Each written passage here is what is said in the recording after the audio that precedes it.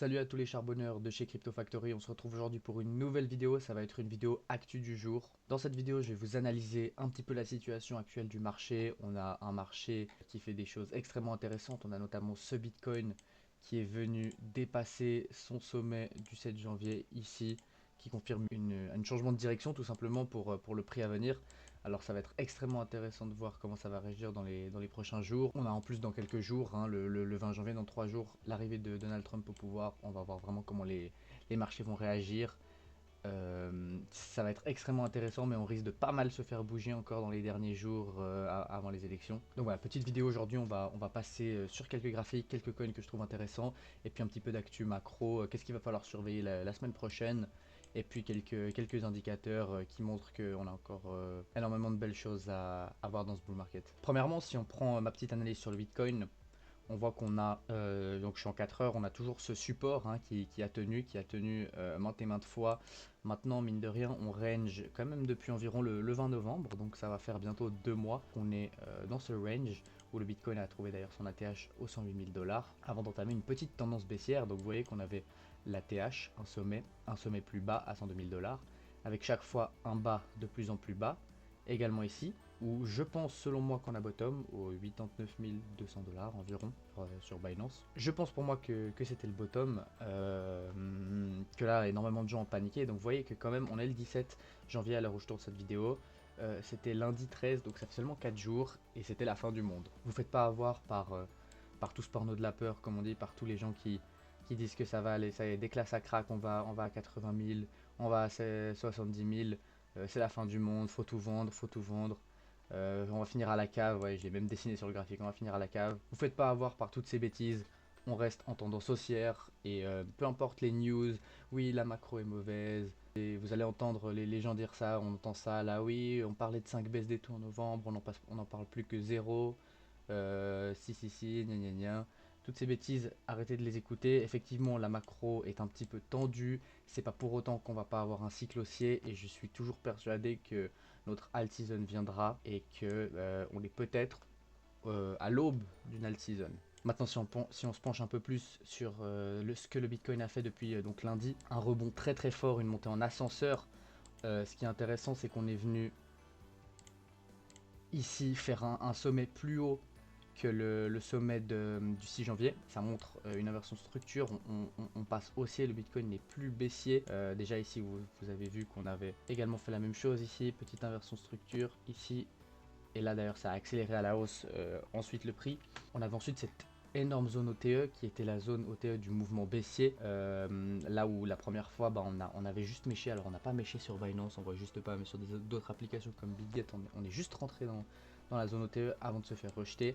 C'était une zone où énormément de shorters prenaient leur position et donc beaucoup avaient des stop loss ici. Là ce qui est cool, c'est qu'aujourd'hui on s'en bat les couilles, on a traversé ça, on a liquidé énormément de personnes qui avaient leur stop loss placé ici. Ici on est venu récupérer toute cette liquidité, cette grande zone OTE avec en même temps plusieurs FVG. Je ne les ai pas tracés là parce que sinon il y a déjà beaucoup de choses sur le graphique, mais c'est franchement une zone extrêmement intéressante. En venant faire un sommet plus haut que ça. Maintenant, à quoi on peut s'attendre dans les prochains jours? On risque de pas mal se faire bouger. L'investiture de Trump c'est dans 3 jours. À quoi on peut s'attendre? C'est potentiellement un petit rejet, une petite descente tranquille. On a cette zone là qui correspond à la zone OTE du mouvement haussier qu'on a fait depuis lundi, que vous voyez en rouge ici. Également une FVG assez importante en H4. Donc pourquoi pas essayer de target ces zones là. Ce serait à mon avis les zones les plus basses qu'on verra au niveau des 94 300 à 92,7, mais moi je pense même avant.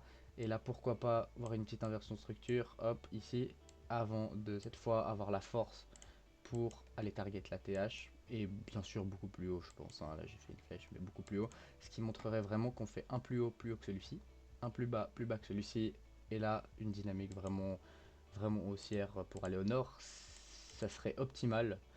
Si on retourne dans cette zone pour prendre des longues, ça serait vraiment une position extrêmement intéressante. Après c'est pas dit qu'on le fasse, peut-être qu'on va redescendre mais pas jusqu'ici. En tout cas je pense pas qu'on ira retester le support Et à mon avis, le bottom là est trouvé et on est, je pense, pas très loin d'avoir terminé cette correction. Si on prend un petit peu l'actualité macro maintenant de la semaine prochaine, le 20, on a surtout l'investiture de Donald Trump. Qu'est-ce qui va se passer? C'est un peu la question qu'on se pose, c'est pour ça qu'on risque aussi un peu de se faire bouger.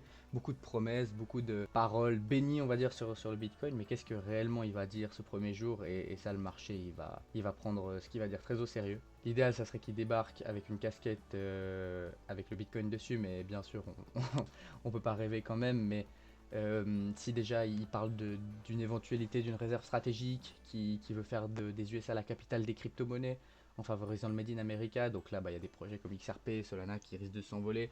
En plus, on a la décision des ETF, des ETF qui arrive tout bientôt. On va le voir après dans la vidéo. Franchement, le 20, ça sera à surveiller. Peut-être élément déclencheur qui nous ferait exploser, à surveiller. Sinon, le reste de la semaine, on n'a pas vraiment pas des documents extrêmement intéressants. On a le PMI quand même vendredi. Bien sûr, ce qu'on veut, c'est que ça soit au-dessus de 50 pour que ça soit bénéfique pour les marchés. Mais voilà, sinon, c'est pas une semaine extrêmement intéressante pour la macro. Ce qui va être intéressant, c'est la semaine prochaine. Je sais pas si on le voit déjà, on le voit pas encore, mais le 29, on aura la réunion de la Fed, il me semble que c'est le 29. Et là, il y aura la décision, est-ce que Jérôme Powell va rassurer, c'est ça surtout qui va être important à suivre, le discours, et puis est-ce que potentiellement le marché après pourrait pricer déjà 2 ou 3 baisses des taux en 2025 et ça améliorerait la situation sur les marchés traditionnels et les marchés à risque globalement, donc ça serait bon pour nous sur les crypto-monnaies. Maintenant un petit peu de Made in America avec cet article, XRP et Solana sur les starting blocks. Je vous rappelle quand même que le 23 et 25 janvier, on a les décisions pour l'approbation des ETF XRP et Solana. Donc je sais pas exactement dans l'ordre, mais c'est entre ces jours-là, fin janvier. Ça peut être extrêmement intéressant à voir. Peut-être qu'ils vont se faire rejeter et que tout le monde va dire c'est la fin du monde, oh mon dieu. Mais c'est seulement la première échéance. Il y en a plusieurs en 2025. Peut-être que XRP et Solana vont se faire accepter plus tard dans l'année. C'est même peut-être pour moi la solution qui a le plus de probabilité d'arriver. Peut-être qu'ils vont pas bloquer ces ETF, mais refuser simplement pour la première fois et qui se feront accepter par la suite dans l'année. C'est ce qui s'était passé aussi avec le Bitcoin au début. En parlant d'XRP d'ailleurs, on revient dessus, c'est pas un token que j'avais personnellement en portefeuille. Les performances sont quand même plutôt folles. On voit que depuis début novembre, actuellement, on est déjà, en plus d'être sur un ATH, on est sur presque un x7. Euh, c'est quand même quelque chose qu'il ne faut pas oublier. Il était dans un énorme triangle de compression depuis 8 ans. Alors bien sûr, à la cassure, vous connaissez le pattern. On a cassé, pullback et on part. C'est aussi intéressant parce que c'est ce qui s'est passé là pendant ce petit range. D'ailleurs, il a montré énormément de puissance, il n'a pas énormément retracé. On a également trouvé ce niveau de résistance qu'on a cassé. Vous voyez ici, on le casse, bam, pullback, obligé, et on repart. Donc c'est intéressant, c'est plus ou moins le même pattern. Maintenant, les zones intéressantes qu'on pourra aller chercher sur XRP, je vous conseille pas bien sûr d'en acheter maintenant. Il y a des opportunités bien plus importantes, notamment dans l'IA, on va le voir après. Mais voilà, des targets. Vous allez voir des gens vous parler de XRP à 50 $, XRP à 10 000 $, je sais pas. Vous faites pas avoir par ça, oubliez pas que ça vient de 50 centimes. Ceux qui veulent hold jusqu'en 2035, c'est votre choix. Mais pour toutes les personnes qui aimeraient vider leur bag pendant ce cycle, les targets entre 5 et 10 $, globalement, on a les 2,618 de Fibo aux alentours des 8,1 $. Ça pourrait être vraiment des targets de prise de profit. Et vous faites pas aveugler en pensant, même si c'est un projet Made in America, que Trump va le mettre en avant, probablement, peut-être que l'ETF va être là, et toutes ces news peut-être va lui permettre de dépasser les 10 $, ce qui serait exceptionnel. Faut pas oublier que énormément de personnes ont accumulé entre 30 et 60 centimes dans toute cette zone. Alors ces personnes seront sur des gros coefficients et ne vous attendez pas à ce que ça monte indéfiniment quand même. Ça me paraissait assez important de le rappeler. Maintenant ce petit article intéressant qui montre que, encore une fois, Nvidia sur 2025 a des énormes ambitions, notamment sur l'intelligence artificielle. Ça va être très bénéfique, je pense, sur le marché des crypto-monnaies. Aujourd'hui, le secteur de l'IA, c'est un marché gigantesque dans les marchés traditionnels. C'est ce qui a le plus performé sur ces 2 dernières années. Et puis même, les tokens IA ont énormément bien performé. On a quelques tokens qui sont un petit peu délaissés, notamment, vous savez, le fait, Donc le Fetch AI, pour moi, ce token va aller tout casser. On a le NIR, le Render, tous ces tokens sont dans des zones intéressantes de prix. Bon là on a plutôt bien rebondi, mais si on prend le Render, on est récemment venu rentrer 2 fois dans le range d'accumulation de l'été, donc ça présentait vraiment des opportunités gigantesques d'achat. Ces tokens vont aller beaucoup plus haut. Et bien évidemment le leader, ça reste à Tensor. On voit on avait déterminé ce gros niveau de support, où on avait eu beaucoup de touches, également une tendance haussière qui était bien marquée. Là on s'est fait peur, mais vous voyez, même pas 2 jours après, il réintègre le support. Donc voilà, sur Tao, on a toujours cette séance, hein, on vous en avait parlé en vidéo. On attend l'explosion, un éventuel pullback, et ensuite on va les target beaucoup plus haut. En tout cas les 1,618 on va décharger, les 2,618, et puis pourquoi pas même les 3,618 et plus haut encore. Pour rappel, hein, on vous conseille de vider vos bagues par palier, vendez 30%, 30%, 30%, même si vous vous permettez de garder 10% pour rêver ou pour gamble un petit peu, c'est votre choix, mais vendez vos poses par palier, dites-vous pas je vends tout sur 2000 à Tao, même si Tao atteint 2000, c'est risqué que si Tao atteint, imaginons seulement les 2618 seulement, hein, on se comprend, bah vous aurez vendu 0%, et puis ensuite bah, il peut peut-être redescendre très bas en bear market. N'oubliez pas que tous les altcoins vont perdre entre 80 et 99% de leur valeur en bear market, et ça serait bête de passer à côté de profit. En tout cas, vendez-en une partie sur des targets de prix.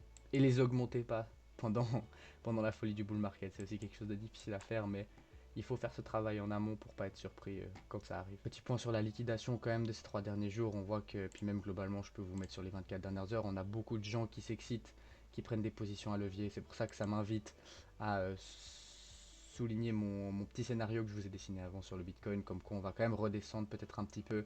D'ailleurs, c'est ce qu'on j'ai l'impression qu'on est en train de gentiment faire, mais voilà, pas très bas. Bon, là, il y a beaucoup de liquidation, globalement jusqu'aux 100 000. Vous voyez, tout ça, c'est des gens qui prennent des positions à levier. Petit rappel quand même, ne prenez pas des positions à levier. Le marché des crypto-monnaies est déjà assez volatile. Il y a des gros gains à faire, mais faites pas n'importe quoi. Il y a beaucoup de gens qui liquident tout leur capital en faisant du trading, alors qui ne sont pas faits tout simplement pour en faire, à cause de positions à levier comme ça. Et quand la folie du bull market va être là, parce que selon moi, on va avoir une alt season, quand cette alt season sera là, et bah, ces gens n'auront plus d'argent parce qu'ils se seront fait déjà liquider en début de cycle, et puis c'est les mêmes qui cracheront sur les crypto-monnaies même dans 10 ans. Petit point sur les inflows, on est sur les bitcoins ETF, et c'est intéressant. On voit que hier, ça c'est BlackRock, c'est surtout eux qu'il faut surveiller. Ça achète en masse, ça fait plusieurs jours qu'ils achètent, 2 jours qu'on a du vert. Aujourd'hui on aura les statistiques demain, mais à mon avis BlackRock a également accumulé énormément. Donc c'est quand même un signal bullish. Actuellement, les institutions sont là, les grandes entreprises sont là, on a des États et peut-être même des pays qui arrivent. Certains ils sont déjà là, hein, comme le Salvador ou quelques autres pays dans le genre, le Bhoutan aussi. Enfin, on a plusieurs pays qui détiennent déjà du Bitcoin, mais il manque une chose, c'est les retail. Donc on attend qu'ils soient là, tout le monde, on a peut-être l'impression quand on est dans les cryptos qu'il y a des retails sont là parce que nos amis ou les gens qu'on connaît ils sont dedans, mais en réalité là les retails ne sont pas encore là, et c'est eux qui vont nous faire provoquer la grosse explosion. Mais en tout cas c'est intéressant de voir que BlackRock recharge. Les ETF Bitcoin d'ailleurs, ça vaut plus de 120 milliards, ça commence à être quand même assez gros. Faudra voir dans les prochaines années ce que ça va donner ces ETF.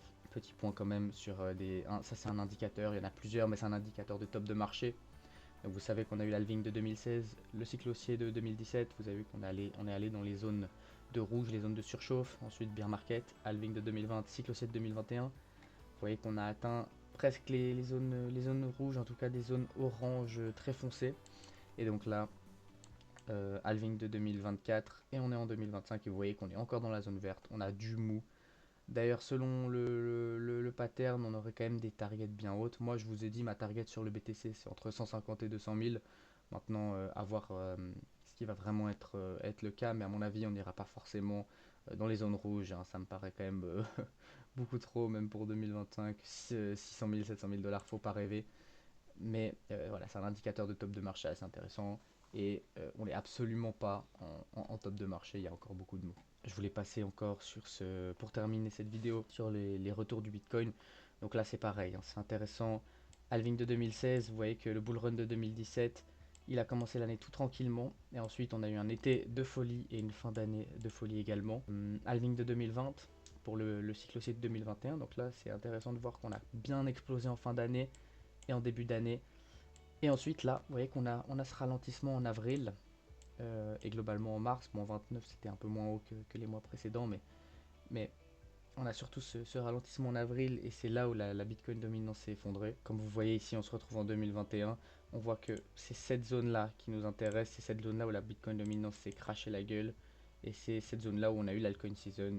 Donc voilà, globalement, c'est quasiment tout le mois d'avril. Mais vous voyez que la fenêtre de tir, elle est globalement, là on prend 21 mars, ah même là on peut s'arrêter 10 mai, c'est moins de 2 mois et c'est je pense une fenêtre similaire, peut-être même un peu plus rapide qu'on aura sur ce cycle pour décharger nos altcoins, mais c'est ça qu'on attend, une chute vertigineuse. Et puis c'est intéressant de faire le lien avec ça. Dès que le Bitcoin se met à stagner sans forcément trop baisser, les altcoins explosent et c'est ça qu'on va essayer d'aller chercher. Et actuellement, on a eu notre halving de 2024, une jolie hausse en novembre et du rouge en décembre, ça a fait assez peur. On a ouvert janvier également dans le rouge, mais vous voyez que maintenant on est à plus 12 et le mois n'est absolument pas fini. On peut peut-être finir le mois avec des, des statistiques même bien mieux que ça, je pense que là, statistiquement en janvier, c'est pas été des très bons mois, mais à mon avis, on peut finir bien plus haut que ça en janvier. Et bien sûr, les mois qui vont être à surveiller, ça va être notamment mars, avril. euh, et peut-être qu'on va avoir une surprise, un cycle comme 2017 et que les tops de marché seront en fin d'année. Ça, on verra. Aussi intéressant, les retours d'Ethereum. Donc comme vous pouvez le voir, le Q1 qui correspond aux 3 premiers mois de l'année, donc janvier, février et mars, c'est statistiquement là où Ethereum fait clairement les meilleurs résultats. Et c'est là qu'on voit bien la cyclicité du marché des crypto-monnaies. C'est le cycle de 2017, énorme performance. Le bear market, ensuite une année de mou, 2 années de mou, halving, cycle de 2021, une énorme performance, 2022 bear market. Voilà, c'est intéressant de voir toujours la même chose. Et donc là on compte pareil, hein, 1, 2, on a explosé. 1, 2, d'ailleurs des très belles performances. Hein. Et là je pense que Ethereum dans ce Q1 va tout casser. Et c'est là où il va se mettre à surperformer le Bitcoin. Et il faut bien sûr que Ethereum surperforme le Bitcoin pour nous lancer la altcoin season. Donc c'est quelque chose qu'on va surveiller de très près, mais ça va être très intéressant à voir. Et voilà, c'est tout pour la petite actu du jour. Dites-moi si ce type de vidéo vous a plu. Je vais essayer d'en faire un petit peu plus. J'aime bien ce genre de vidéo où on se fait des petits checks. On n'a pas passé sur beaucoup d'altcoins dans cette vidéo. C'était vraiment un petit contexte sur l'ensemble des marchés des crypto-monnaies. Ça me semblait assez intéressant à regarder, surtout qu'on est peut-être à l'aube d'une fin de correction et donc de nouveaux sommets sur le Bitcoin et pour nos portefeuilles. Donc là, je pensais que c'était bien de faire une petite vidéo maintenant. Je vous souhaite un bon week-end. Ciao ciao.